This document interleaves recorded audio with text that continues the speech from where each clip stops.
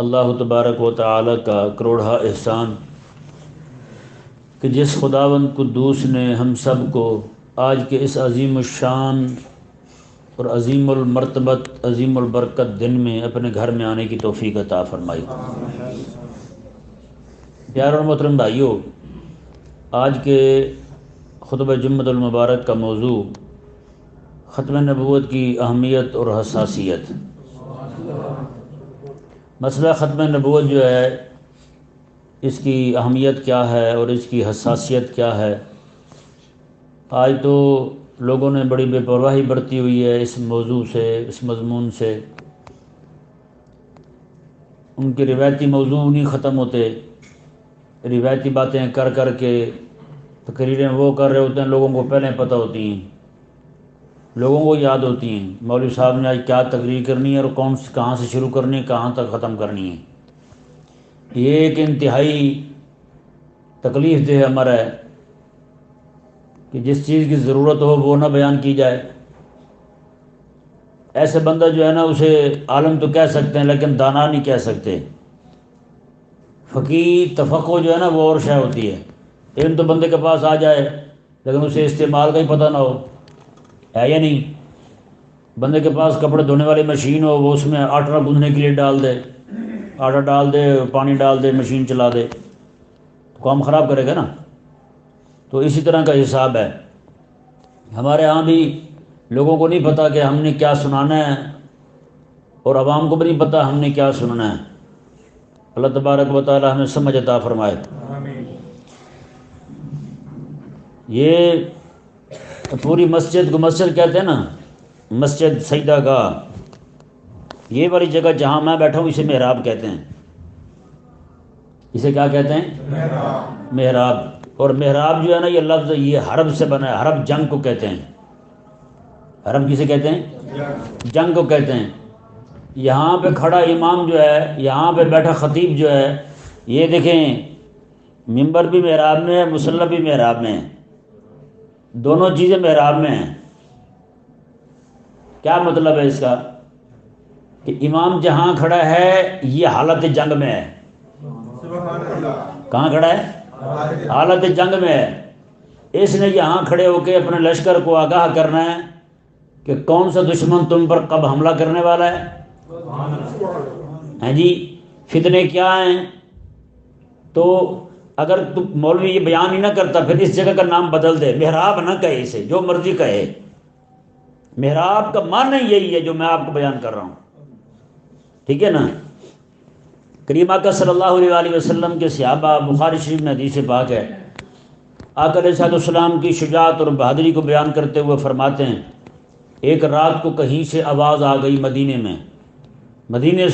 میں کہیں سے آواز آئی تو ہر بندہ پریشان ہو گیا، کہیں کوئی حملہ کرنے والا، دشمن حملہ کر رہا ہے۔ تو آقا علیہ السلام تشریف لائے، حضور نے سب صحابہ کو فرمایا تم رکو میں دیکھ کے آتا ہوں، تم رکو میں دیکھ کے آتا ہوں۔ آقا علیہ السلام حضور کے صحابی تھے، ان کی سواری پر تشریف فرما ہو کر آقا علیہ السلام گئے۔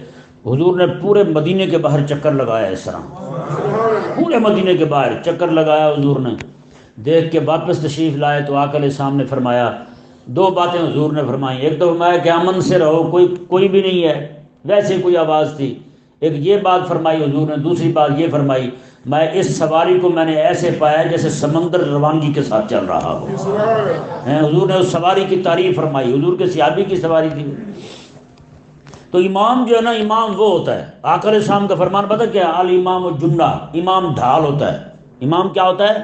ڈھال ہوتا ہے۔ امام ڈھال بن کے کھڑا ہوتا ہے، جتنے بھی فتنے آتے ہیں اسی کے ساتھ ٹکراتے ہیں، وہ ہر ایک کے ساتھ ٹکر لیتا ہے، ہر ایک کا جواب دیتا ہے۔ امام وہ ہوتا ہے۔ آقا علیہ السلام کا فرمان شریف ہے۔ آج بتائیں، نہ مولویوں کو ادراک ہے، نہ کسی اور کو ادراک ہے، نہ عوام بیچاری کہتی ہے جی یہ ہمیں دکھ پہنچا ہے، ہم پہ یہ اعتراض ہو رہا ہے اسلام پہ، آپ یہ اعتراض ہو رہا ہے دین پہ، حضور کی شریعت پہ یا احادیث پہ، آپ اس کا جواب دے دیں۔ نہیں، وہ سارے ایک جیسے ہیں، اوپر سے نیچے تک سارے، الا ماشاء اللہ۔ اللہ تبارک و تعالی سمجھ عطا فرمائے۔ تو یہ جو مسئلہ ہے نا ختم نبوت کا، یہ پہلی تو بات یہ ہے کہ ہر جمعے میں بیان ہونا چاہیے، کیونکہ ایسی آندھیاں چل رہی ہیں، ایسے فتنے اٹھے ہوئے ہیں، آپ کے خود پاکستان کے اندر نعوذ باللہ من ذالک ان کی پوری مشینریاں کام کر رہی ہیں۔ بڑے بڑے غریب لوگ جو ہیں ان کو پکڑ کے کتابوں کا لالچ دے کر، پیسوں کو لالچ دے کر، باہر لے جانے کا لالچ دے کر، ہیں جی، اور سکول بنا رہے ہیں، سندھ میں تو سکول قائم کر رہے ہیں، باقاعدہ ادارے بنا رہے ہیں، ادارے بنا کے قادیانی، اور وہاں پر بچوں کو پڑھا رہے ہیں، کتابیں مفت دیں گے، فیس بھی نہیں لیں گے، ہیں جی، ماہانہ وظیفہ بھی دیں گے، سارا کچھ دیں گے، آپ اپنے بچوں کو ہمارے ہاں بھیجیں۔ وہ غریب لوگ جو ہیں بیچارے وہ مریں تو کیا کریں ہیں، اور انہیں نہ دین ایمان کی اہمیت کا پتہ، نہ ختم نبوت کی اہمیت کا پتہ، اپنے بچوں کو ایسے جناب وہ ان کے ہاں بھیجے جا رہے ہیں۔ اب اس کا رزلٹ، نتیجہ کیا نکلے گا؟ وہ یہی نکلے گا، باپ جو ہے وہ ختم نبوت کا نعرہ لگاتا ہوگا تو بچہ جو ہے وہ ختم نبوت کا منکر ہوگا۔ ہیں کاش کہ ہمارے لوگوں کو سمجھ آ جائے مسئلہ سارا روٹی کا نہیں ہوتا، روٹی سے بھی بڑا مسئلہ دین کا ہے، روٹی سے بھی بڑا مسئلہ، اہم مسئلہ جو ہے نا وہ خدا رسول کے لیے غیرت کھانے کا مسئلہ ہے۔ حضرت سیدنا عمر رضی اللہ تعالیٰ عنہ، آپ ایک مرتبہ آپ کے پاس مہمان آ گئے جی، آپ رضی اللہ تعالیٰ عنہ خود گئے گھر سے کھانا لے کر آئے، اس کے سامنے رکھا، آپ بھی کھانے لگے، وہ بھی کھانے لگا، تو کھانے کے دوران اس کے منہ سے کوئی ایسی بات نکلی جو بد عقیدگی میں دلالت کرتی تھی۔ حضرت عمر نے روٹی اٹھا لی اور اسے دوڑا دیا، دفع ہو جا، میں تمہیں روٹی نہیں کھلاتا۔ بتائیں بھائی، یہی حسن خلق ہے، یہ کیا ہے؟ یہ حسن خلق ہے۔ آج ہم نے تو جو ختم نبوت کے منکر تھے ان کے ساتھ جفیاں ڈال لی ہیں، انہیں اپنے سینے کے ساتھ لگا لیا ہے، ہم انہیں کہتے ہیں کہ جناب یہ ہمارے نجات دہندہ ہیں۔ بھائی نجات دہندہ ہمارے وہ نہیں ہیں، ہمارا نجات دہندہ اہل ایمان کے لیے رسول اللہ علیہ السلام کی ختم نبوت کا عقیدہ اور نظریہ ہے۔ دیکھیں نا، اگر عقیدہ ختم نبوت ہی نہ رہے تو پھر بتائیں امت رہے گی؟ یہ امت کا وجود ہی ختم نبوت پر ہے، یہ امت کا وجود، امت جو آج موجود ہے وہ ختم نبوت پر ہے۔ نعوذ باللہ ثم نعوذ باللہ، جیسے مرزا دجال جو ہے وہ آیا کانا اور اس نے نبوت کا دعویٰ کر دیا، جتنے لوگ اس کے ساتھ لگے بتائیں ان کے لیے قرآن کی اہمیت رہی؟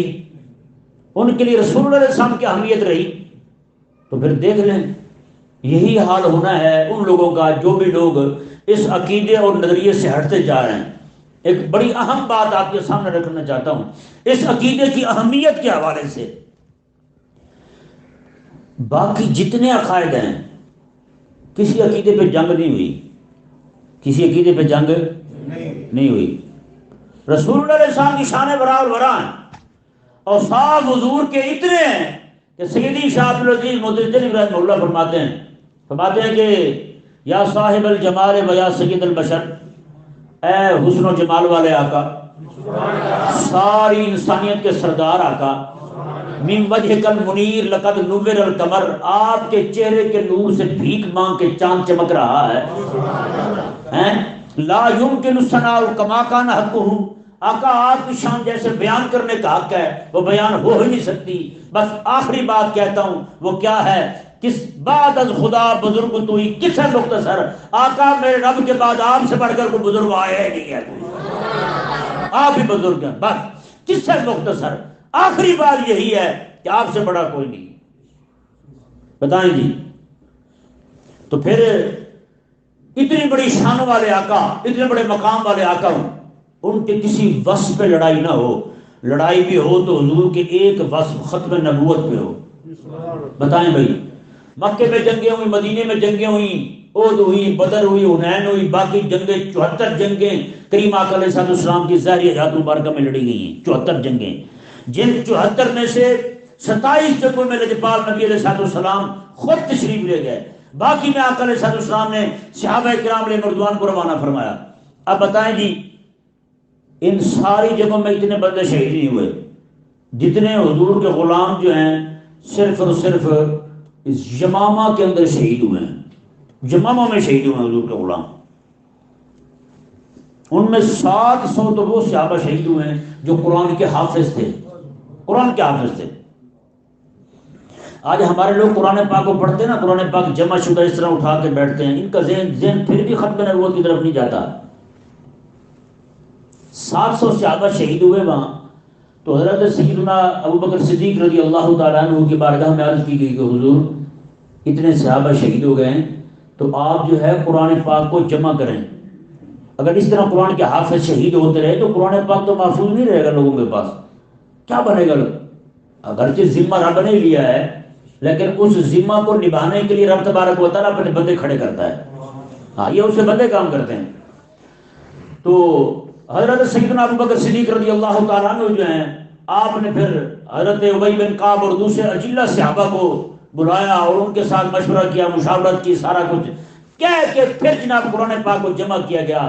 یار کوئی بندہ اگر قرآن پاک کو جمع شدہ صورت میں دیکھتا ہے نا، کم از کم اس کا ذہن ایک بار تو حضور کی ختم نبوت کی طرف جانا چاہیے. نہیں جی، یہ بھی حضور کی ختم نبوت کا فیضان ہے کہ رب تبارک و تعالی نے قرآن کریم جو ہے آج جو ہمارے ہاتھ میں دیا، یہ اسی جنگ کی برکت ہے. اس میں جو آقا علیہ السلام کے صحابہ نے قربانیاں دی تھی، 700 صحابہ حضور کے جو قرآن کے عالم تھے، قرآن کے حافظ تھے، وہ شہید ہوئے.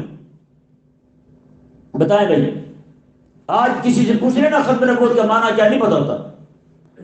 اور جب یہ جنگ شروع ہوئی نا جی، حضرت سیدنا ابوبکر صدیق رضی اللہ تعالیٰ نے کئی سارے لشکر روانہ فرمائے، پے در پے، ایک کے پیچھے دوسرا، دوسرے کے پیچھے تیسرا، اس طرح آپ نے روانہ فرمائے. اتنے لشکر روانہ فرمائے اور اتنے لشکر روانہ فرمائے کہ مدینے میں بندے ختم ہو گئے ہیں.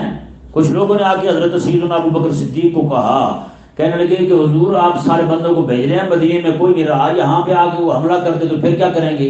آپ نے 2 جواب دیے تھے، 2 جواب آپ کے، اور قسم خدا کی ایسے جواب، یہ دونوں جواب جو ہیں یہ اس عقیدہ ختم نبوت کی اہمیت اور حساسیت کو واضح کرنے کے لیے میں کہتا ہوں اس سے بڑی بات کوئی نہیں ہو سکتی. حضرت ابوبکر صدیق نے ایک جواب یہ دیا، آپ نے فرمایا کہ جنگل سے جانور آ جائیں، درندے آ جائیں، یہاں جو خواتین ہیں مدینے میں ہیں انہیں چیر پھاڑ جائیں، مجھے یہ تو گوارا ہے لیکن یہ گوارا نہیں ہے کہ ابو بکر بھی زندہ رہے اور حضور کی ختم نبوت کا منکر بھی زمین پر زندہ رہے. بتائیں. اور ایک روایت میں یہ ہے، حافظ ابن کثیر نے جو نقل کیا ہے الفاظ وہ یہ ہیں، حضرت ابو بکر صدیق رضی اللہ تعالیٰ نے ارشاد فرمایا کہ جنگل کے درندے آ جائیں اور ابو بکر صدیق کی ٹانگ کو، ران کو پکڑ کے یہاں سے گھسیٹ کے جنگل میں لے جائیں، مجھے یہ گوارا ہے، یہ میں برداشت کر لوں گا، لیکن مجھ سے یہ برداشت نہیں ہوگا کہ رسول اللہ علیہ السلام کی ختم نبوت کا منکر اس دنیا میں رہے. بتائیں جی، اس سے بڑھ کر اور کیا اس کی اہمیت بیان کی جائے. یعنی ختم نبوت پہ مسئلہ ہوا تو حضرت ابوبکر صدیق پوری جماعت صحابوں کو روانہ کر دیا آپ نے. یہاں تک کہ آقا علیہ السلام نے جو لشکر اسامہ روانہ فرمایا تھا، آقا علیہ السلام کی وزار شریف سے کچھ دن قبل روانہ فرمایا تھا، وہ لشکر ابھی راستے میں ہی تھا، انہیں اطلاع ملی کہ آقا علیہ السلام وصال فرما گئے، تو وہ وہیں سے واپس آ گئے. واپس آئے تو بعد میں صحابہ نے عرض کیا کہ حضور آپ یہ روانہ نہ کریں، ان کو روانہ نہ کریں، مدینے میں رہنے دیں، کیونکہ اب حالات جو ہیں بڑے مختلف ہو گئے ہیں، آقا علیہ السلام پردہ فرما گئے ہیں، تو کہیں یہ نہ ہو ہمارے لیے کوئی مسئلہ کھڑا ہو جائے. حضرت عمر رضی اللہ تعالیٰ نے پتہ، حضرت ابوبکر صدیق نے پتہ کیا کہا، آپ نے فرمایا کہ جس لشکر کو جھنڈا اور تلوار دے کے حضور نے روانہ کیا، ابوبکر واپس نہیں موڑ سکتا اسے، میں اس نے جانا ہے اور جانا ہے بس. بتائیں بھائی، یہ حضور کی ختم نبوت کی اہمیت اور حساسیت دیکھیں آپ. اسی ختم نبوت کے عقیدے کے تحفظ کے لیے اور دفاع کے لیے صرف 10,000 بندہ آپ کے مار روڈ پر شہید ہوا ہے ایک دن میں. ایک دن میں 10,000 بندہ شہید ہوا ہے. اور ہمارے لوگ جو ہیں ان بیچاروں کو پتہ ہی نہیں ہے کہ یہ عقیدہ کس اہمیت کا حامل ہے. ایک حدیث پاک آپ کو میں سناتا ہوں آقا علیہ السلام کی ختم نبوت کے حوالے سے، یہ آپ نے یاد کرنی ہے. ہمارے مولوی بیان کرتے ہیں یہ حدیث لیکن پیچھے تک وسیلے تک ثابت کر کے چپ ہو جاتے ہیں، اگر نہیں بیان کرتے. خدا انہیں ہدایت دے. سنیں جی حدیث پاک کیا ہے. المستدرک للحاکم میں امام حاکم رحمہ اللہ نے حدیث پاک نقل کیا ہے. راوی اس کے امیر المومنین حضرت عمر رضی اللہ تعالیٰ عنہ ہیں جی، حضرت عمر رضی اللہ عنہ فرماتے ہیں آقا علیہ السلام نے فرمایا، آدم علیہ السلام نے رب تعالیٰ کی بارگاہ میں دعا کی زمین پر آنے کے بعد، یا رب، اے میرے رب، اسألک بحق محمد، میں تیرے حبیب محمد کریم صلی اللہ علیہ وآلہ وسلم کے واسطے سے دعا مانگتا ہوں، مولا مہربانی فرما مجھے بخش دے. اللہ تعالیٰ نے یہ نہیں فرمایا کہ میں نے بخش دیا، بلکہ اللہ تعالیٰ نے فرمایا یا آدم وکیف عرفت محمدن، او آدم یہ تو بتا تو نے میرے حبیب کو پہچانا کیسے ہے، کیف عرفت محمدا، تو نے میرے حبیب کو پہچانا کیسے ہے؟ کیا رب نہیں جانتا تھا؟ رب جانتا تھا، لیکن آپ کو پتہ ہے نا، محبوب کی طرف سے میسج آئے، پیغام آئے، بندے کا دل کرتا بار بار پڑھے بندہ۔ تو بتائیں، جب ذکر آدم کر رہے ہوں اور ذکر ہو حبیب خدا کا ہیں، تو رب کائنات بھی فرمایا کہ آدم کیف عرفت محمدا، تو نے کیسے پہچان لیا ہے؟ ولم اخلقہ، میں نے تو ابھی تک انہیں پیدا نہیں کیا۔ تو کہنے لگے آدم علیہ السلام، یا رب، اے میرے اللہ، لأنک لما خلقتنی بیدک ونفخت فی من روحک، اے مولا تو نے مجھے جب پیدا فرمایا اور اپنے کرم سے اپنی خاص روح مجھ میں پھونکی، تو رفعت راسی، میں نے اپنا سر اٹھایا اور فرائیت علی قوائم العرش مکتوبا لا الہ الا اللہ محمد رسول اللہ، میں نے عرش کے پائے پر لکھا ہوا دیکھا کہ لا الہ الا اللہ محمد رسول اللہ وہاں موجود تھا۔ تو میں نے، آپ کیا کہتے ہیں، بس مولا میں پہچان گیا، فعلمت، میں جان گیا۔ کیا جانا میں یہ جان گیا کہ انک لم تضف الی اسمک الی احب الخلق الیک، مولا یہ کوئی ساری کائنات میں پیارا بندہ ہی ہے جس کا نام تو نے اپنے نام کے ساتھ جوڑا ہوا ہے۔ ہاں، اس کا نام اپنے نام کے ساتھ جوڑا ہوا ہے، یہ کوئی عام بندہ نہیں ہے، یہ تیرا سب سے بڑا پیارا بندہ ہے جس کا نام تو نے اپنے نام کے ساتھ لکھا ہے۔ تو کیا کہا؟ کہنے لگے مولا اسی کے حق کا واسطہ دیتا ہوں، مجھے معاف کر دے۔ اللہ تعالیٰ نے پتہ کیا فرمایا؟ فقد غفرت لک، میں آدم، میں نے تمہیں معاف فرما دیا ہے، میں نے معاف فرما دیا ہے۔ اگلی بات دیکھیں، رب تعالیٰ نے فرمایا ولولا محمد ما خلقتک، میں آدم، تو نے بھی تعارف کروایا، مجھ سے تعارف سن میرے حبیب کا، مجھ سے تعارف سن میرے حبیب کا۔ اگر میرے حبیب کریم محمد صلی اللہ علیہ وسلم نہ ہوتے تو تجھے بھی پیدا نہ کرتا ہیں۔ فرمایا کہ ما خلقتک، تجھے پیدا نہ کرتا۔ المعجم الاوسط کے اگلے الفاظ دیکھیں، رب تبارک و تعالیٰ نے فرمایا یا آدم، اے آدم سن تعارف میرے حبیب کا، انہو آخر النبیین من ذریتک، اور وان امتہ آخر الامم من ذریتک۔ فرمایا کہ اے آدم، اس کی امت بھی ساری امتوں میں آخری امت ہوگی، اور وہ نبی بھی سارے نبیوں کا تاجدار بن کے آئے گا۔ بتائیں بھائی، یہ ہے عقیدہ ختم نبوت کا، اور یہ ہے پوری حدیث حضور کی، جو مولوی پیچھے وسیلے تک مانگ کے بتا کے چپ ہو جاتے ہیں۔ وہ آگے کیوں نہیں پڑھتے اگلا حصہ کیوں نہیں سناتے؟ بازی وسیلے سے دعا مانگ لو، ٹھیک ہے بھائی، مانگ لو دعا میں، کس نے منع کیا تمہیں؟ لیکن یہ بھی تو بیان کرو نا، میرے لجپال نبی علیہ السلام کے عقیدہ ختم نبوت کو میرا اللہ سونا کیسے بیان فرما رہا ہے۔ اب اندازہ لگائیں یار، عقیدہ ختم نبوت بیان رب کرے اور سامنے آدم ہوں، بیان رب کرے سامنے آدم ہوں، تو بتائیں یار اس حبیب کی شان برا البرا اور کتنی عظیم شان ہوگی یار، جس کی ختم نبوت کے تذکرے اس کے آنے سے پہلے ہو رہے ہیں۔ اللہ تبارک و تعالی ہم سب کو اسی عقیدے پر مرنا جینا نصیب فرمائے۔ عقیدہ ختم نبوت، سمجھ آ رہا ہے مسئلہ؟ یہ عقیدہ صرف اپنے تک نہیں، اپنے بچوں تک بھی پہنچانا ہے، گھر کی بیٹیوں تک بھی پہنچانا ہے، بیویوں تک بھی پہنچانا ہے، ہر ایک کو ہم نے حضور کی ختم نبوت کا عقیدہ بتانا ہے۔ سمجھ آ گیا مسئلہ؟ اللہ تبارک و تعالی ہم سب کو سمجھنے کی توفیق عطا فرمائے۔